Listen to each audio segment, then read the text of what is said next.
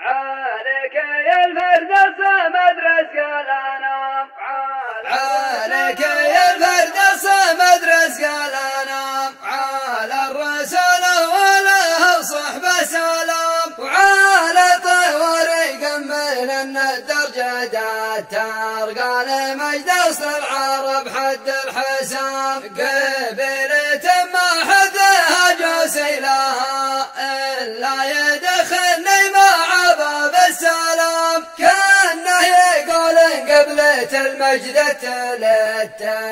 على قحطان قلت الحظ قام، سلام والضمر على العد القراح، شاعر عن الدنيا رفع نفسه وشام، تخالفت الانظار والوقت اختلف، اخذ النصيحة يا رفيع المقام، المدح في هذا الزمن سعره رخيص، ويحمل الجاهل من العاقل ملام، يا كم نصحنا الجاهل وقلنا خطا، وقال الشعر كله كلام في كلام، والشاعر المحسب يحفظ قيمته،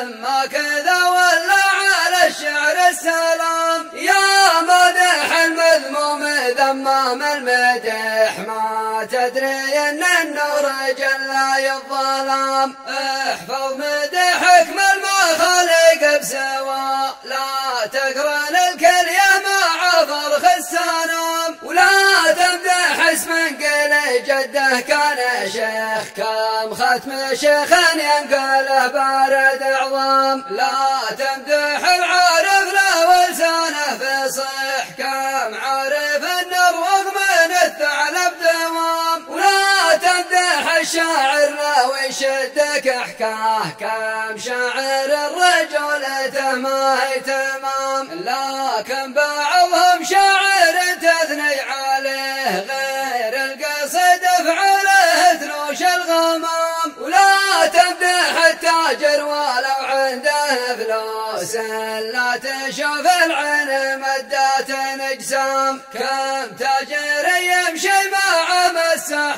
جوخ، وان صيح الصياح اقواته تنام، هذاك من بد العباد اشطب عليه، ما يلدغ المؤمن من جحور الهوام، امدح كريم كلمته قول وفعل، احزام من يبغى على الشده احزام، خل المدح العايض الوبري فقط، ولا لشيخ فيه من عايض ارسام، يا هلع المدة براقك يلوح غيثا يعل البدء في شرق وشام، ذكر الحياة والطيبين يبين فوق، وانتو نعم بالغصب ما جات بسلام، لو مرتكت الكلمة النعمة وثانت، ما قلت لك والنعمة عند شيوخ ايام، ما يوجع اليوم